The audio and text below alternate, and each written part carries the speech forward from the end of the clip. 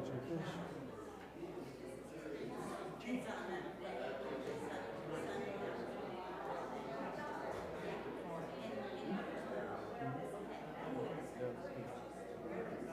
Yep, it's been a long time since I've been there. Off the ball, prior to legendary.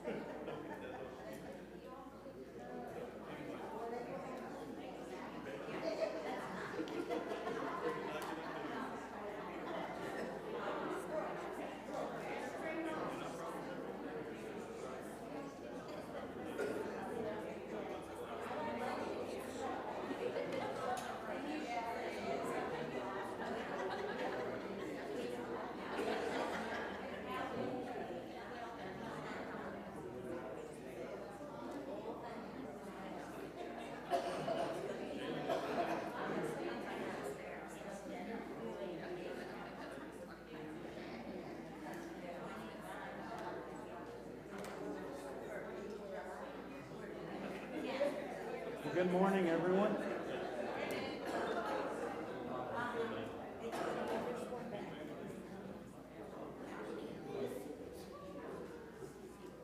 It's beautiful to hear all the conversations happening. It makes a joyful noise in and of itself, doesn't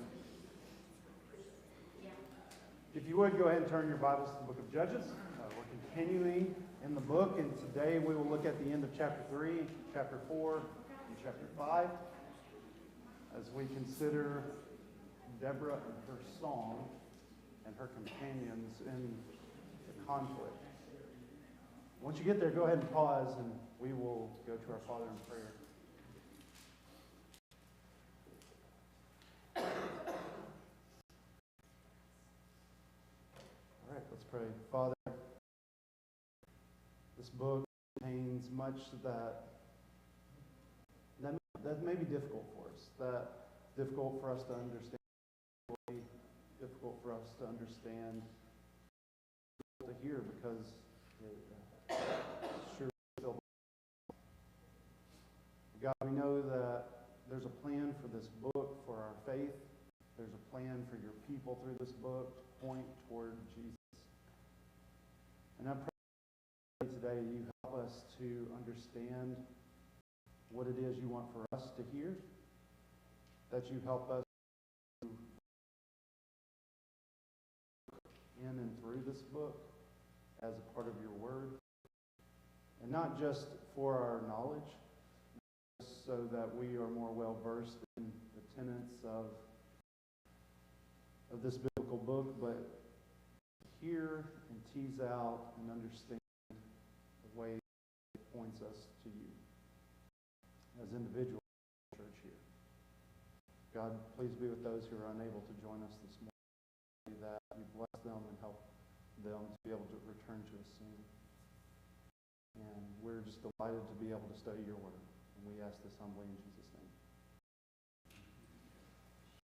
So, just brief recap. We are in a book that is supposed to continue, during a time that's supposed to continue the work of God, his people, to establish the beautiful land of abundance and flourishing that God always wanted for his people. To go, they can rest. Rest from the wars. Rest from the toil. Rest from the oppression that they experienced in those many, many, many centuries in Egypt.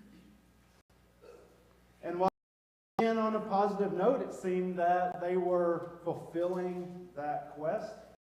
We saw shortway that, unfortunately, they did not stick to the conquest of Canaan for very long. In fact, not only did they not stick to it, but they started to assimilate with the Canaanites in terms of marriages, in terms of their religious practices, commerce, etc., etc. And so as we continue through this book, we will continue to see these judges who God utilized to deliver his people during times of capture. But those times of capture were because they had turned away from faithfulness to the Lord.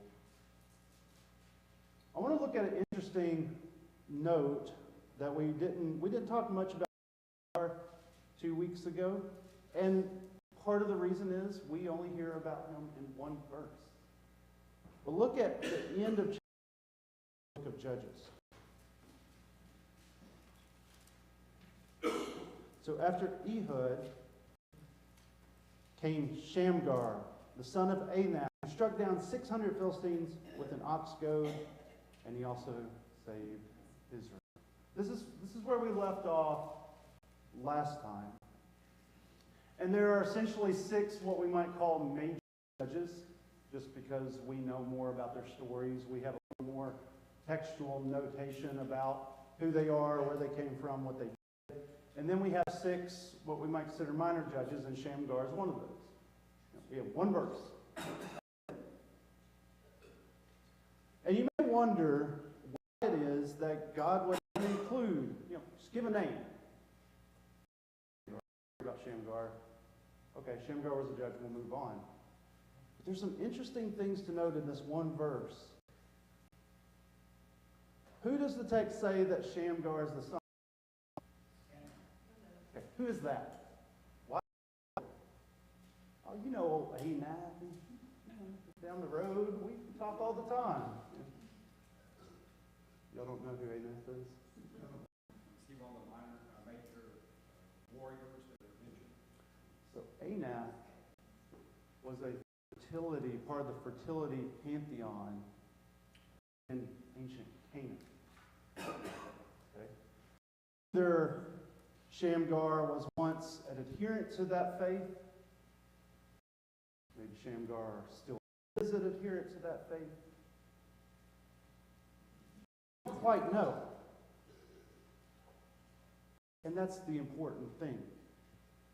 There's some ambiguity about this, and I think the ambiguity is purposeful, obviously, on God's part. He doesn't do anything, that's just happened according to his will.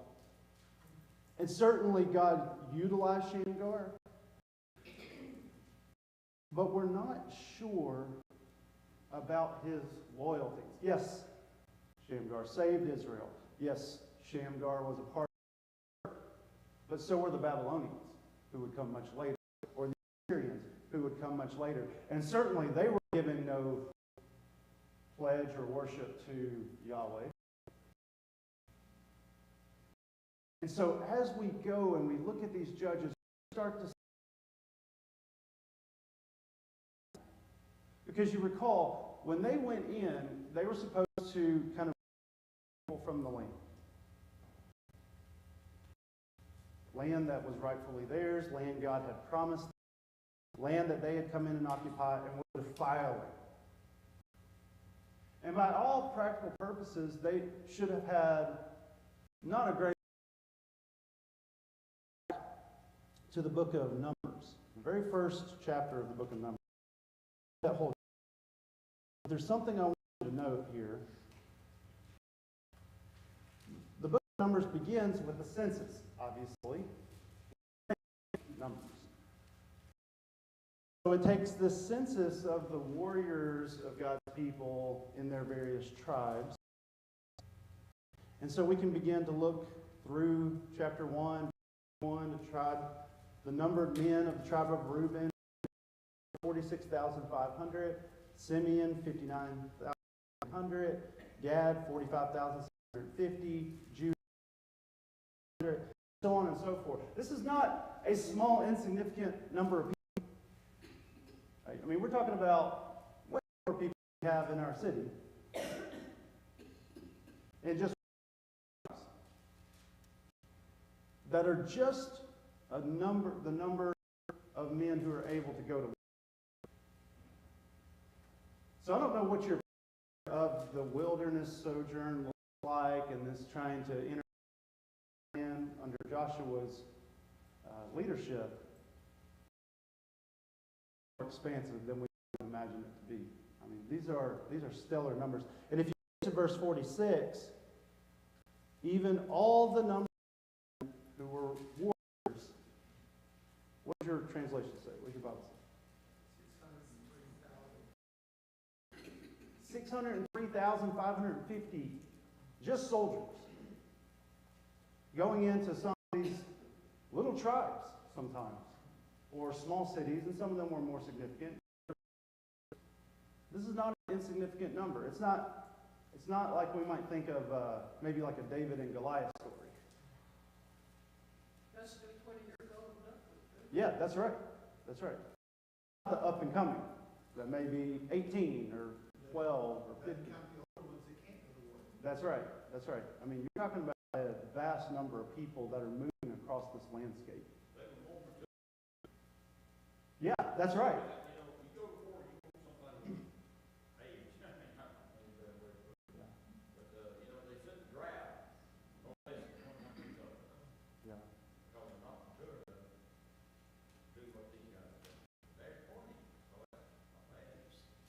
Yeah. So, we can have evidence there that there was a recognition among them of a proper age and when they could do what it is that war called them to do. And if you recall, when God told them because of their disobedience, and as we get to the book of Judges, that He's not going to drive them out before them like He's going to leave them there to teach them war. He's going to leave them there to test their loyalties.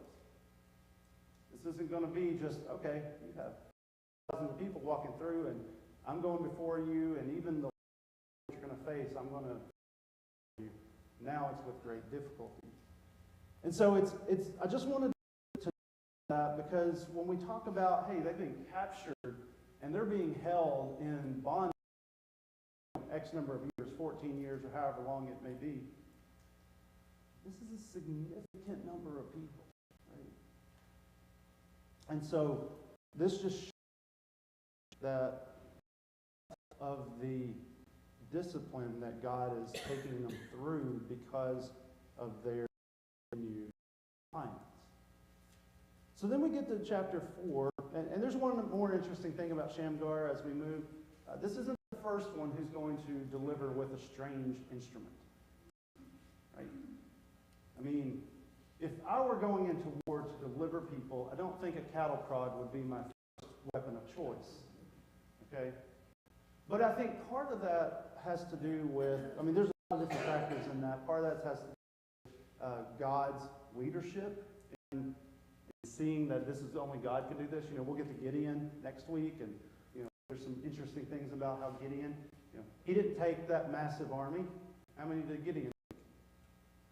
300. Okay, 300.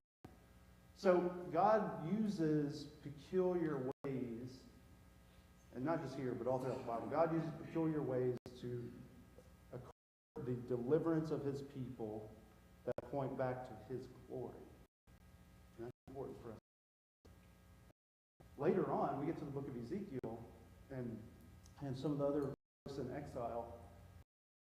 I'm delivering you, but it's not for your sake. It's for my glory.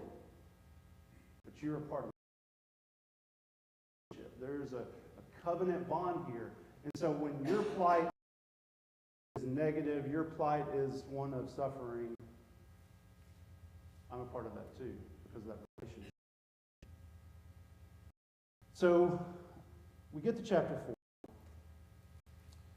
And we see that we don't have a male judge here. We have a female judge. Her name's Deborah.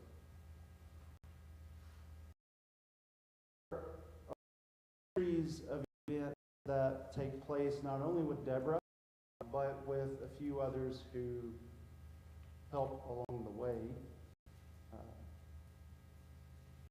I went to go play chess with one of our the other day, and as we were playing, he made the remark that some of the moves were bloody. Chapter 4 is going to be bloody. So it says, then the sons of Israel again, so after Shamgar, exactly how long it seems, I think we had a little bit of discussion about that. It seems like pretty immediately after Shamgar, maybe they had a year perhaps. Rest, now they just lapse right back into evil. The sons of Israel again did evil on the side of the Lord after Ehud died.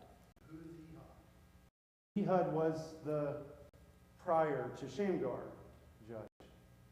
Yeah. So we don't know. Maybe Shamgar died before Ehud. There's some overlap there, I think. And the Lord sent them into the hand of Jabin, king of Canaan, who reigned in Hazor, and the commander of his army was Sisera, Harosheth Hagoyim. The sons of Israel cried to the Lord, for he had 900 iron chariots, and he oppressed the sons of Israel for 20 years. So you're starting to see continue to increase of their oppression. 20 years, that's a generation.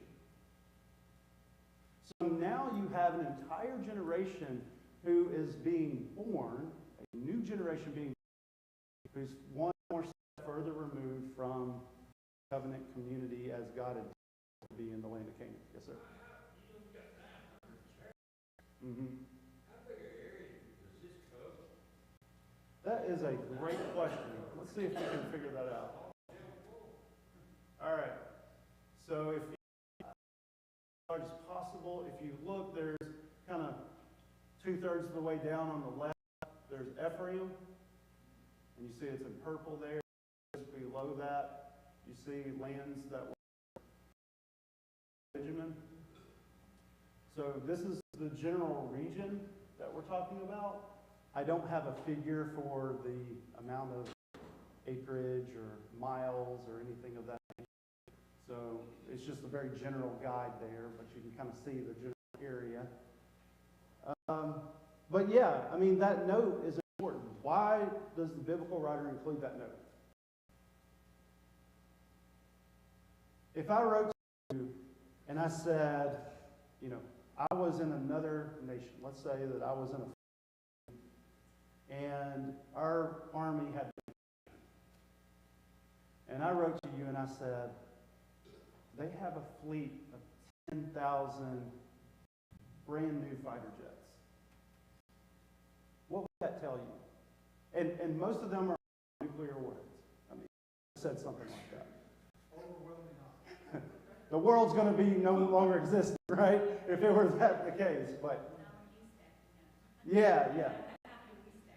Yeah, absolutely. Maybe you could say they have 50,000 tanks on the field. That's right. They're the best. That's right. England didn't want to be. We're talking about military prowess.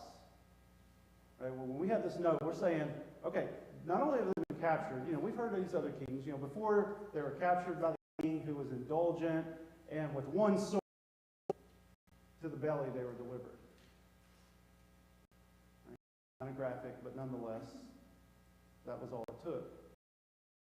Now we get where 20 generation in bondage, and oh, by the way, renowned military leader and a globally impressive army. I mean, I don't know how that might stack up to someone like Egypt, but nonetheless, the region, they were probably one of the most renowned military that there was.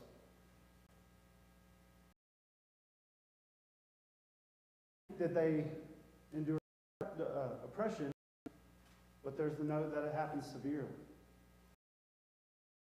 What does this remind us of?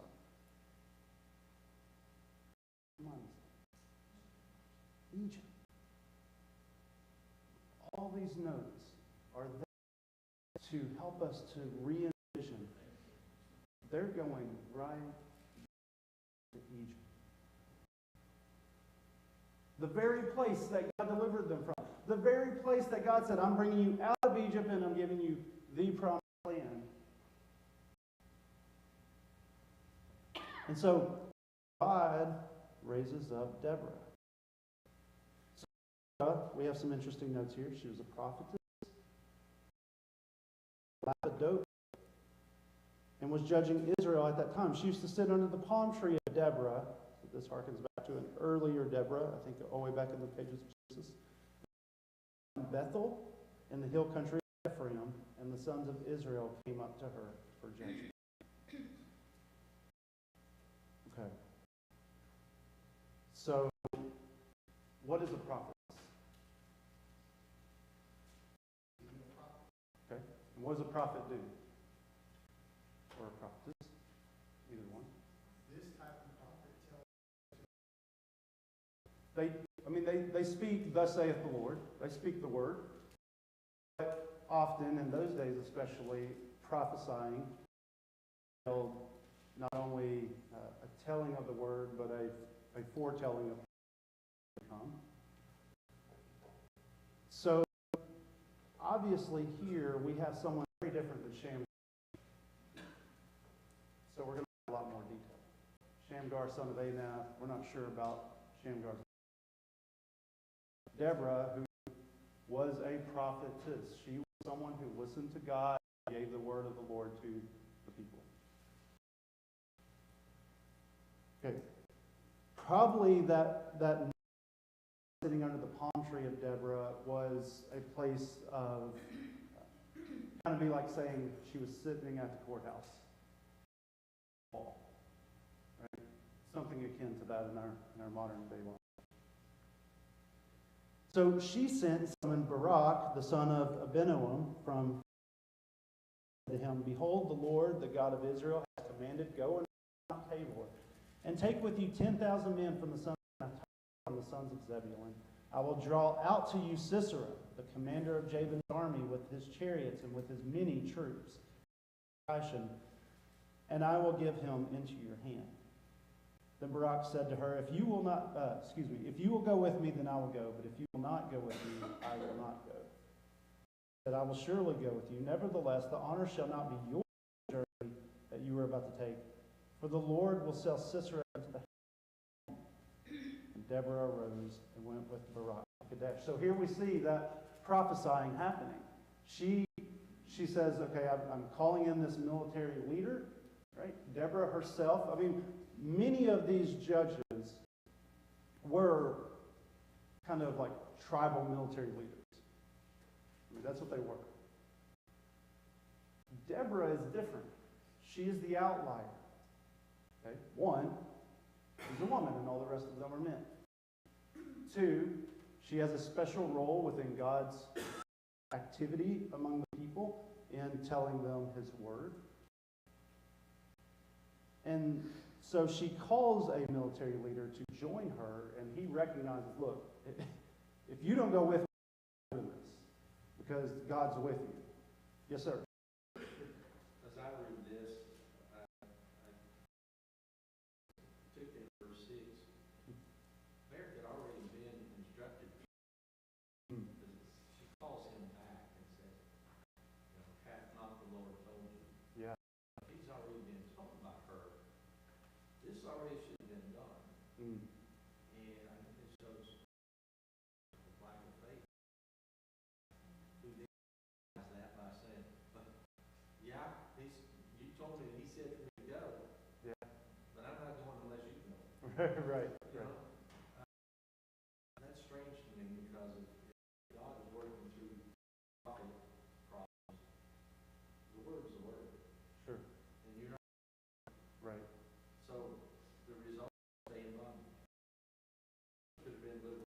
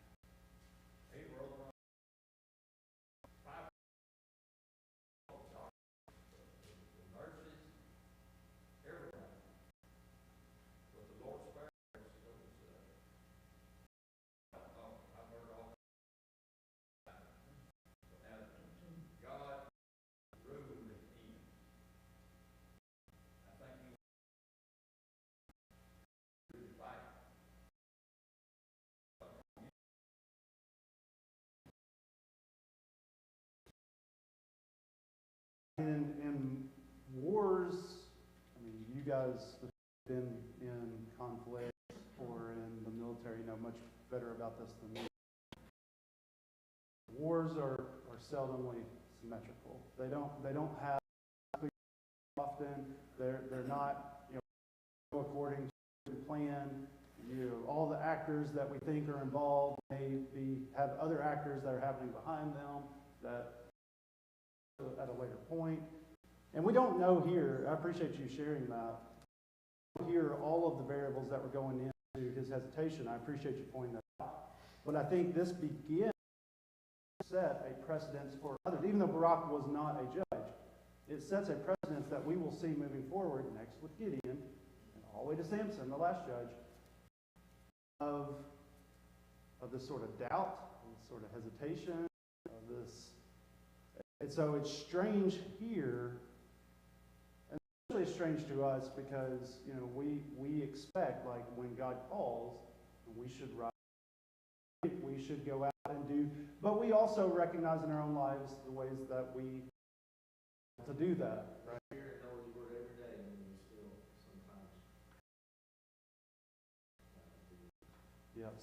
So it is strange in the narrative. It's not so strange when we start to examine our lives, for sure.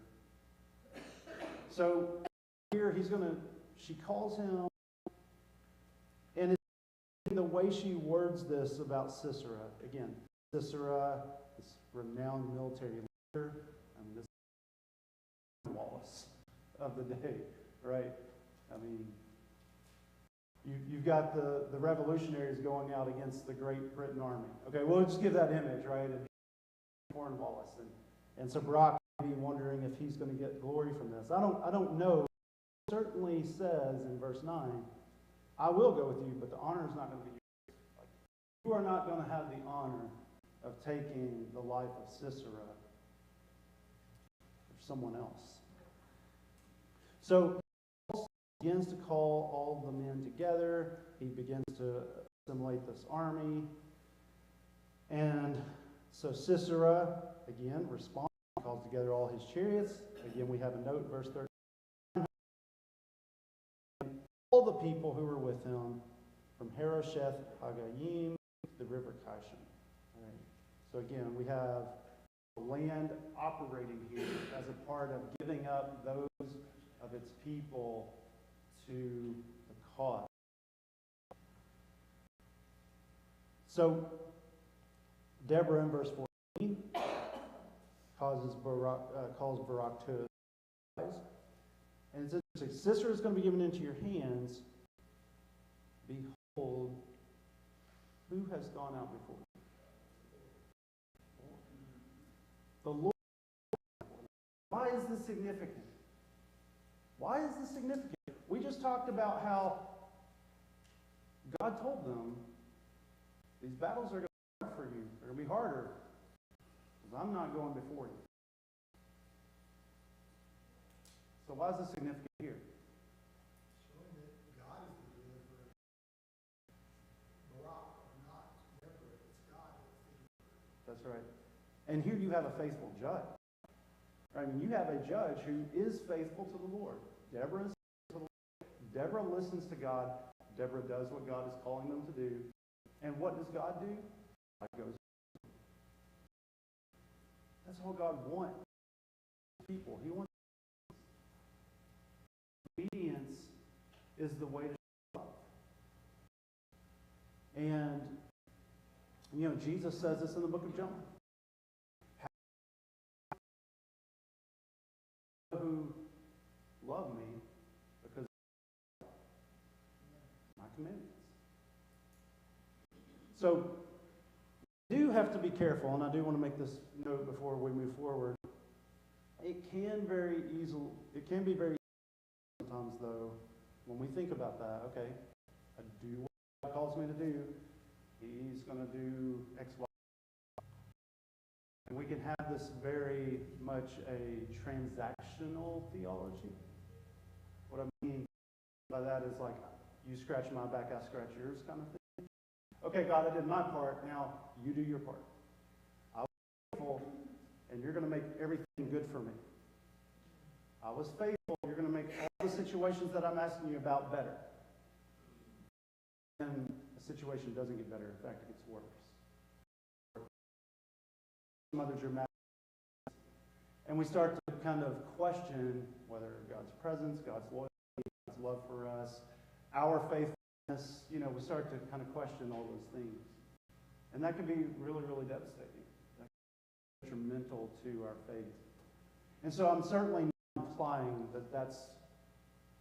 that transactional type of theology is what we are subscribing to, nor what they were subscribing to. What it does show is that God made covenant promises that he would do certain things. He asked them to be faithful to certain aspects of their covenant. And it was a relationship. And when they upheld that relationship, it was a beautiful thing. Not Sisera, though. So, the Lord routed Sisera and all his chariots at the edge of the sword before Barak. And Sisera alighted from his chariot and fled away on foot. As Paul mentioned, God is the only one getting the glory here. Barak, Deborah, everyone else, they're not. That's where he made a mistake. Sisera, that's where he made a mistake. Yeah. If he hadn't gone in that. That's right, yeah. Sisera goes into the tent. All right, let's get there. Let's talk about that. All right, so Sisera, he's running on foot. He finds the tent of Jael, the wife of Heber the Kenite. For there was peace between Jabin the king of Hazor and the house of Heber the Kenite. So they had an alliance. He's running. He sees the house of, and he said, I can find refuge. It's not an unreasonable thing for him to. He comes in, Jael goes out to meet him and invites him in, and he says, hey,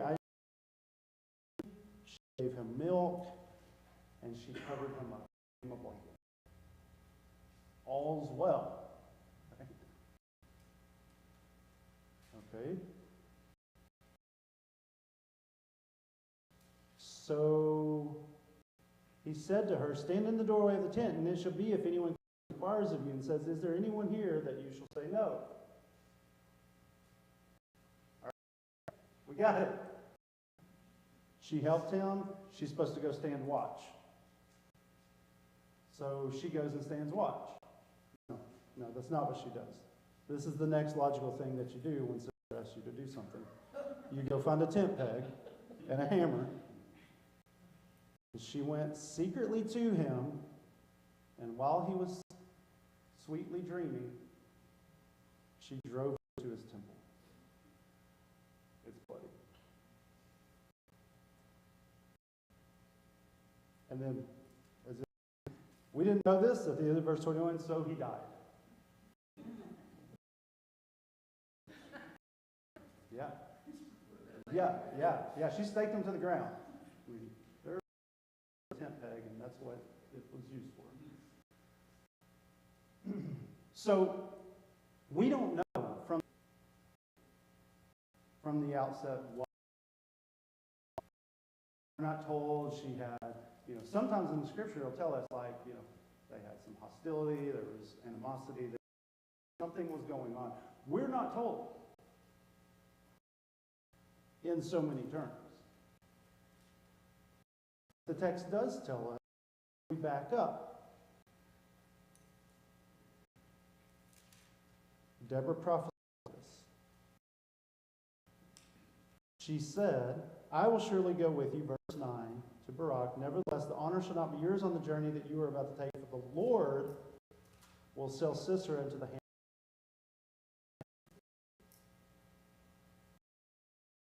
Outside, there is no reason for Jael to do what she did. She was in a house. Surely she knew the magnitude of the consequences for her actions. Obviously, she knew his position. We're not told whether she was Israelite or not. We're not told any of those things. What we are told is that God moved her to do this. Probably if she got up that morning, if she was faithful, show me your will for me today. Today, have me do. This was probably not what she had in mind, right? God used unlikely ways, unlikely instruments, right? Cattle prod, tent peg. A lowly tent peg brought down the grand commander of the armies. A military leader who, all who heard the name, was brought down by a woman, no military experience that we know of, had no seeming animosity toward him, had no other, even weaponry, it seems. But who gets the glory through this? God does. This is how God always works the circumstance to promote his glory. And so we see that after this, I'm going to stop. I want a little bit of discussion. And I want to talk about the Song of Deborah next week in chapter 5. I wanted to spend more time on that, and we're just not going to have the time. I don't want to run roughshod over it. So we'll just talk about chapter 5 next week. But in verse 23, God subdued on that day Jabin, the king of Canaan, before the sons of Israel. The hand of the pressed heavier and heavier upon Jabin, the king of Canaan, until they had destroyed Jabin, the king of Canaan. So all of this was to facilitate the ongoing work of reclaiming the promised land. A land that was to be made pure and new again. Does anybody have any thoughts or questions before we close out? We have a couple minutes for discussion. I thought something was interesting. This king was called not a king of Tullahoma. Yeah, like a whole region. I'm wondering, the soldiers,